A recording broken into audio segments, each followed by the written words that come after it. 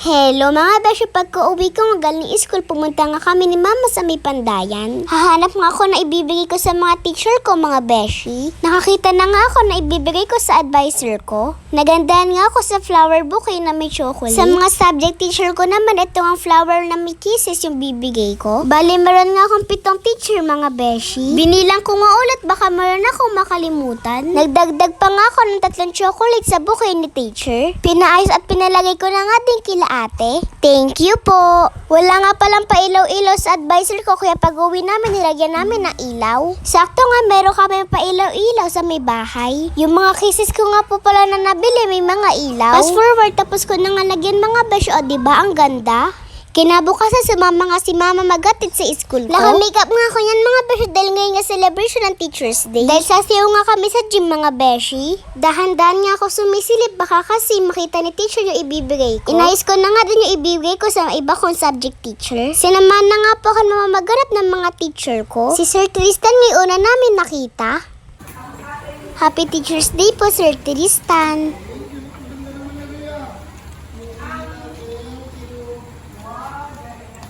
Sunod naman po namin pinuntahan si Ma'am Cabrera. Dito nga po namin siya nakita sa kantin nagbebenta. Happy Teacher's Day po Ma'am Cabrera. Sunod naman na pinuntahan namin si Sir JC. Kadadating nga lang niya mga beshi, buti nga naabutan namin. Yung iba kong ang teacher wala pa, mamaya ko na nga lang ibibigay. At dito po pala advisor ko kaya di ko nakita sa room. Nag-aayos nga po sila para sa party nila. Noong tanghali naman binigay ko na sa advisor ko yung chocolate bouquet. Happy Teacher's Day po Ma'am Divine. Yung sa ibang teacher ko nga naibigay ko na kanina. Wala pa nga si mama kaya di na nabidyohan. Di na nga po ako nagbaon ng tanghalian dahil kaya pag birthdayan nga po ako mga beshi. Birthday kasi ni Tita Rica, nakapatid ni Tita Cha. 7 taon na nga po siya, dito nga po siya naganda sa room niya.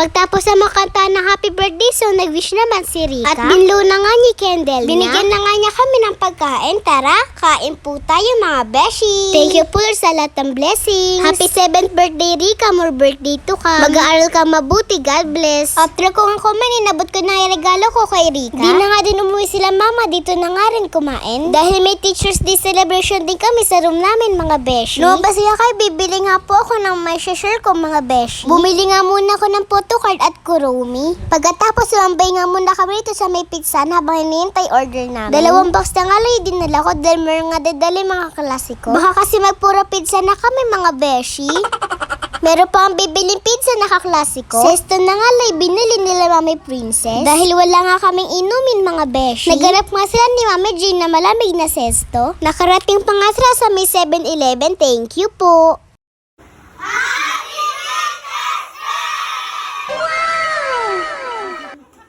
Pagkatapos nga po rin mag-picture, nagkainan na nga po kami. Ito nga po palang aking mensahe sa mga butihing guro.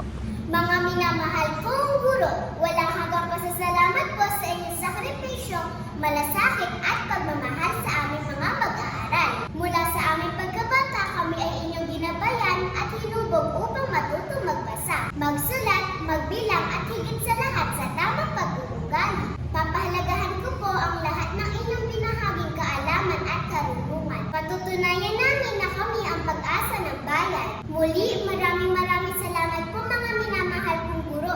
Saludo po ako sa inyo. Mabuhay po kayo. Happy Teacher's Day. God bless po. May mga tirangang pagkain pinauwi na nga sa mga klasiko. Yun lang. Salamat sa panonood. Bye-bye mga beshi!